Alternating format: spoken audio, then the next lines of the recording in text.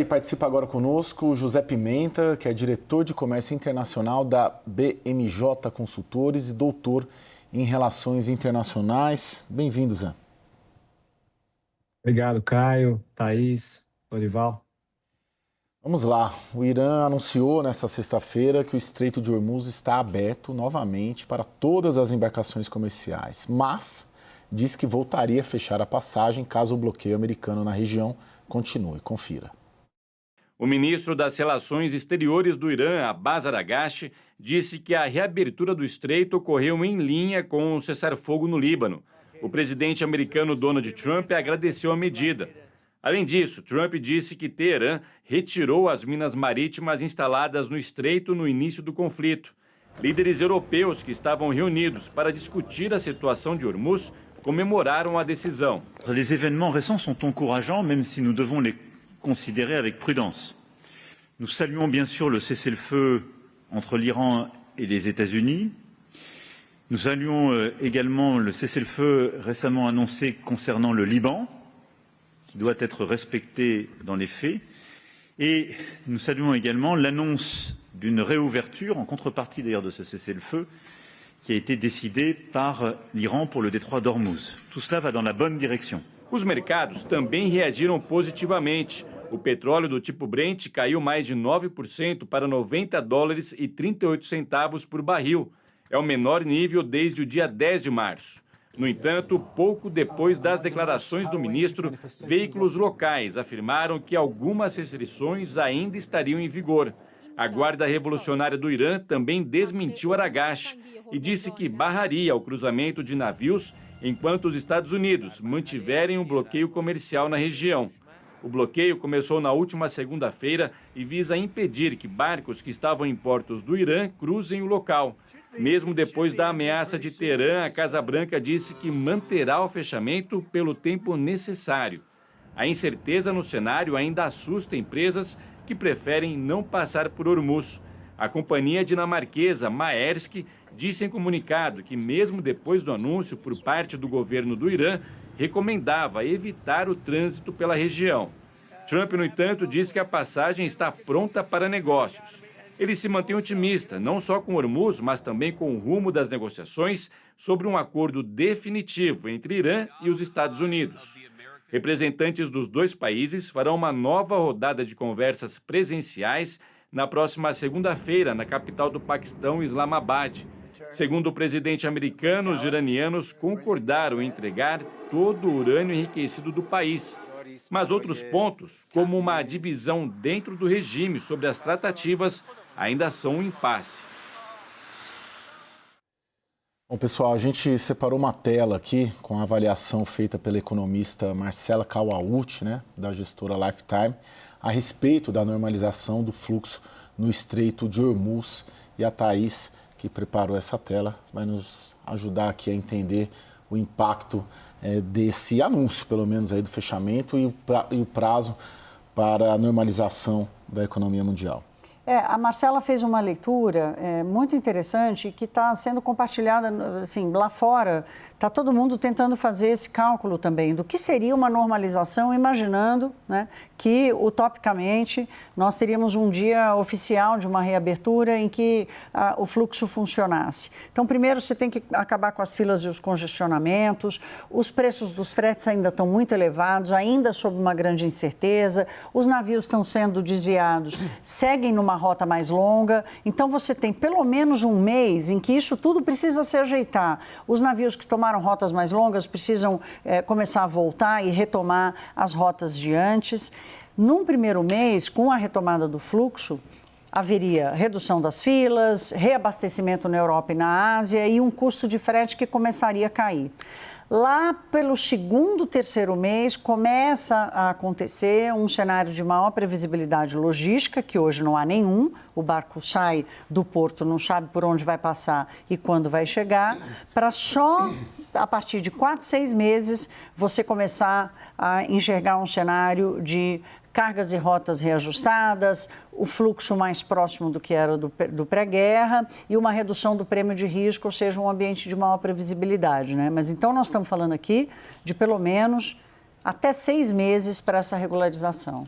Zé Pimenta, de toda essa equação complexa aí que a Thaís coloca, o que para você é o mais difícil, o mais desafiador para a economia global? Essa semana aqui em Washington, nós tivemos, inclusive, as reuniões de primavera, né, do Banco Mundial e do FMI.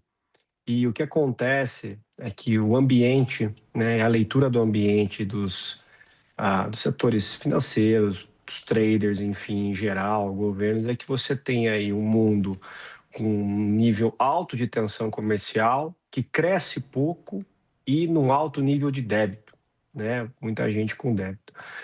E o grande problema, né, disso tudo é que essas tensões, elas já estão precificadas. E no caso especificamente do que está acontecendo no Irã, o que você tem é um risco extremamente precificado, só que em nível estrutural, tá? Então, o que é esse nível estrutural? É isso que a Thaís acabou de colocar. Você tem aí prêmios que aumentaram na casa de 5 até 20 vezes. Você tem aí rupturas logísticas, né, tanto pelo Cabo da Boa Esperança quanto pelo Canal de Suez, que levam de 15 a 20 dias e aumentam a viagem até a de 2 até 4 milhões. E você tem aí insumos essenciais que passam pelo estreito, né, e isso já está extremamente conhecido, que não necessariamente vão voltar a operar numa normalidade amanhã. A gente está falando de petróleo, gás natural, né? Toda a cadeia que para nós é muito importante de fertilizantes, quando a gente fala de enxofre, de amônia, né? Que vão ser, obviamente, matéria-prima para os fosfatados nitrogenados. Então, o grande risco disso tudo, dessa não normalização no curto prazo, é justamente essas rupturas de cadeia que já estão em vigor, que já estão de alguma forma operando, né? Essas cadeias estão operando em ritmo de urgência, não necessariamente vai voltar e num ambiente que ainda está muito incerto. A própria matéria mostrou isso. Ainda você tem muito tit for tat, né? Você tem muito ainda comunicação, muito ruído na comunicação. Então essa precificação estrutural do risco, ela está colocada e, sendo muito sincera, o ambiente aqui, isso mostrou essa semana, não tem uma data definida para acabar, Caio. E aí, Lorival, quanto às previsões dos economistas podem ter um choque de realidade pior ainda pela geopolítica? Não mudou nada, não aconteceu nada. O Irã fez um anúncio para dar ali alguma coisa para o presidente Trump dizer, mas o esquema de tráfego, de separação de tráfego, que funcionava desde os anos 60, naquelas rotas ali do Estreito de Hormuz, continua não funcionando, porque está minado, foi minado pelo Irã. O próprio Irã não tem a capacidade de retirar essas minas, nem os Estados Unidos, que descomissionaram seus navios caça-minas. Quem tem é a Europa, por isso essa cúpula que a gente mostrou antes. Hoje foi decidido, mais de 40 países participaram dessa cúpula, cujos anfitriões foram Emmanuel Macron e Keir Starmer, do Reino Unido, e 15 deles decidiram fazer um grupo de trabalho para o planejamento militar dessa operação de desminagem, desbloqueio de navios no sentido de retirada dos navios que estão retidos, e aí, no final, então, depois disso, a escolta dos navios pelo Estreito de Hormuz. Então, isso é um processo longo. O que aconteceu hoje nos mercados foi pura especulação, não tem nada de concreto acontecendo. E todas as teses que o Trump trouxe de concessões do Irã foram desmentidas pelo Irã, porque não aconteceram. Não existe a concessão de que o urânio, os 441 quilos de urânio enriquecido a 60% do Irã podem ir para os Estados Unidos. O Trump anunciou isso, o Irã desmentiu. Não existe a decisão do Irã de abandonar os seus proxies, Hezbollah, Hamas, Houthis, etc. O Irã não abre mão do enriquecimento do urânio e não abre mão do seu programa de mísseis convencionais. Por que tudo isso? Porque o Irã tem esse ativo geográfico que continua lá, não mudou. Então, ou os Estados Unidos fazem concessões que vão transformar esse acordo num acordo muito parecido com o JCPOA, que foi o acordo feito pelo Barack Obama com o Irã em 2015 e rompido pelo Trump em 2018, ou não tem conversa, não vai acontecer nada no Estreito de Hormuz, certo? Tem um ponto interessante aqui, que é o seguinte: nós tratamos do fluxo e nós tratamos da incerteza, né? Tem uma questão também que é de produção. Então, nós temos ruptura nas cadeias, nós temos ruptura no fluxo e há ruptura na produção também, porque as refinarias, por exemplo, que estão não estão recebendo petróleo, não tem uma chave que liga e desliga. Começa a haver uma redução na produção e na hora que o petróleo começar a voltar, não vai ser de uma hora para outra. Você tem redução de estruturas que foram atacadas e que reduzem ali a produção e fornecimento de gás, por exemplo. Pode até não ser uma coisa totalmente expressiva para a produção total, mas a Agência Internacional de Energia está chamando a atenção para isso. Não adianta só o restabelecimento do fluxo e dos prêmios de risco e dos custos. É necessário imaginar que há um impacto importante também na produção e no fornecimento. Agora, Zé Pimenta, se o cenário otimista é ruim, né? Porque hoje, pelo menos, foi uma notícia boa, um anúncio de fechamento, mas a gente está de reabertura, perdão. O cenário pessimista qual que é, então? Adicionando o que a Thaís falou, Caio, né? Hoje, inclusive, saiu um texto muito interessante no Estadão, publicado pelo Marcos Bianchi, especialista de agronegócio, renomado no Brasil, onde ele põe pontos, além do que a gente está colocando aqui, um ponto fundamental, que China e Rússia, inclusive, já estão diminuindo as suas exportações de subprodutos do petróleo, né? E aí vários deles que vão desembocar justamente na produção de fertilizantes e, obviamente, que vai impactar o preço de alimento. O que se ouviu aqui essa semana é justamente como operar com essa incerteza, né? Como operar dentro de uma incerteza. E aí você tem rotas alternativas que ainda colocam um custo e uma pressão adicional. E aqui a gente está falando de opções, né? Obviamente que ainda é a opção sempre melhor foi passar pelo estreito, mas obviamente que mercados e países estão tentando se adaptar.